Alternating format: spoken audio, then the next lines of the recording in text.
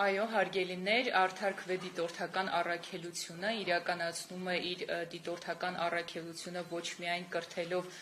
եւ նախապատրաստելով կարճաժամկետ եւ երկարաժամկետ դիտորդների, այլև այն թվային հարթակ է առաջարկել, մասնավորապես youthvote.live կամ արդարքվ.hi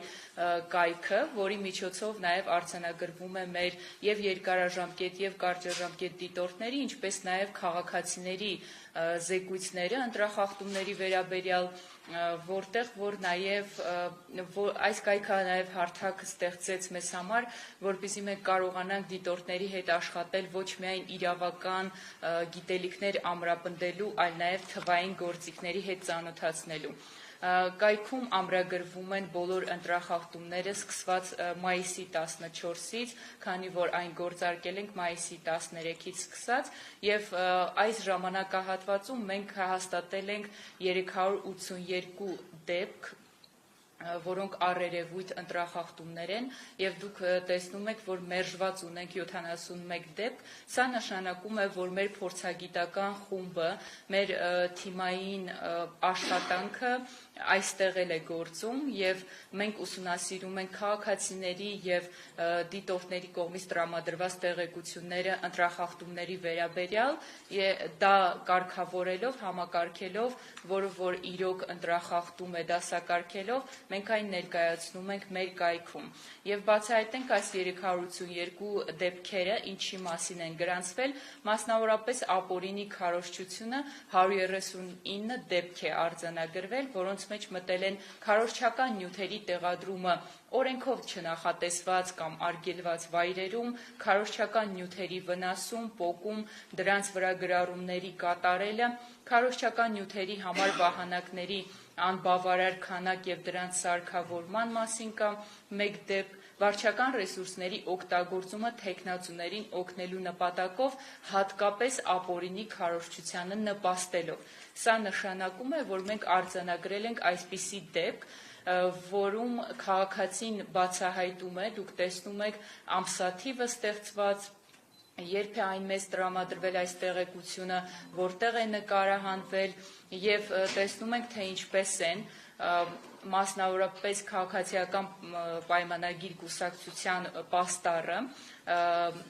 Երևանի քաղաքապետարանի կանաչապատման ծառայության աշխատակիցների օգնությամբ ամրացվում օրենքով չթույլատրված վայրում։ Սա այն մասին է խոսում, որը որ նախորդ դեպքում մենք նկարագրեցինք, որ վարչական ռեսուրսների օգտագործումը կատարվում է նաև ապօրինի քարոզչություն իրականացնելու մեջ։ Նշենք, որ եթե այս մեր զեկույցում ապօրինի քարոզչությունը գրավում է առաջին տեղը, ապա մեր միջանկյալ զեկույցում, որը այն է մայիսի 10-ից 24-ի ժամանակահատվածում եղել է պաշտոնական դիրքի, վարչական ու պետական ռեսուրսի չարաշահումների դեպքերը։ Այս բոլոր զեկույցները նշեմ, որ մենք մինչ այժմ իրականացրել ենք 3 զեկույց, առաջինը հրապարակվել է ապրիլի 20-ից մինչև մայիսի 9-ը ընկած ժամանակահատվածի դիտարկումները եւ երկրորդը մայիսի 10-ից մինչև 24-ն ընկած ժամանակահատվածը եւ երրորդը արդեն հունիսի 5-ի դրությամբ, այսինքն այսօրվա դրությամբ կհրապարակվի մեր կայքեջում։ Հաջորդ ընտրախախտումների թոփ երկրորդում գտնվում է վարչական ռեսուրսի օգտագործումը։ Սա հրապարակումներ են պետական հիմնարկների պաշտոնական էջերում, քարոզչական նյութերի տարածում է կոմունալ ծառայությունների աշխատակիցների միջոցով, պաշտոնատար անձանց կողմից քարոզչական բնույթի հանդիպումների եւ միջոցառումների անցկացման, պաշտոնատար անձանց դպրոցների եւ մշակութային կենտրոնի ներկայացուցիչների անօրինական մասնակցություն նախընտրական միջոցառումներին, այս ամենի մասին մանրամասն նկարագրություններով մենք ներկայացրել ենք մեր զեկույցներում, ինչպես նաեւ դրանք տեղ են գտել մեր այն դիմումներում, որոնք որ ներկայացրել ենք այս ժամանակահատվածում կենտրոնական ընտրական հանձնաժողով։ Մասնավորապես մենք կարող ենք նշել վերջերս մեծ տարածում գտած ընտրախախտումը, որտեղ տեղամասային ընտրական հանձնաժողովների անդամներին մենք տեսնում ենք մասնակից որպես քարոզարշավի, որը խստիվ արգելված է օրենքով եւ ընդհանրապես օրենքով արգելված նմանատիպ գործողությունների իրականացումը կասկածի տակ է դնում մեր ընտրությունների արդյունքների լեգիտիմությունը, հետևաբար մենք այս հարթակը օգտագործում ենք ոչ միայն ապահովելու դրա օրինական եւ արդար ընթացքը, որպեսզի արդյունքում ստանանք ընտրությունների լեգիտիմ արդյունք, այլ նաեւ սրանով բացահայտում ենք մեր եւ վերահաստատում ենք մեր քաղաքացիական մասնակցությունը ընտրական գործընթացների եւ ընդհանրապես պետականաշինության գործընթացում։ Հաջորդ մեծաքանակ դեպքերի ամրագրումը եղել է թշնամանքի հրահրումով, սա բացահայտ փաստ է, որ ընտրարշավի ժամանակ մասնավորապես կուսակցությունների կողմերից հնչում են ոչ թե ծրագրային դրույթների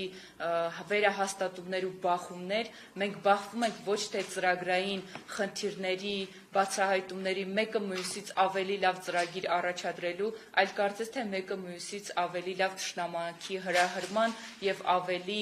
բարձր ատելության խոսքի հնչողությամբ, ցավոք սրտի։ Այս դեպքերից ամենահայտնին է Ուժեղ Հայաստան կուսակցության, Ուժեղ Հայաստան դաշինքի դեմ հրահրված վերջերս հրահրված այս միջադեպը, որտեղ երիտասարդներին ենթարկում են առողջությանը վնասներ հասցնելուն, եւ հաջորդ դեպքերի առավելությունը կազմել է մեզ մոտ ընտրակաշարքի դեպքերը, որտեղ ամրագրվել են, ասենք այս մասում, որ մեր ոչ երկարաժամկետ եւ ոչ էլ կարճաժամկետ դիտորդների օգնությամբ ընտրակաշարքի դեպքերի մանրամասն հաշվետվություններ չենք ամրագրել, այլ այս դեպքերը մեզ փոխանցել են քաղաքացիները հիմնվելով հակակոռուպցիոն կոմիտեի տված պաշտոնական տվյալների վրա։ Եվ այսպիսով մենք կարող ենք ամրագրել, որ 382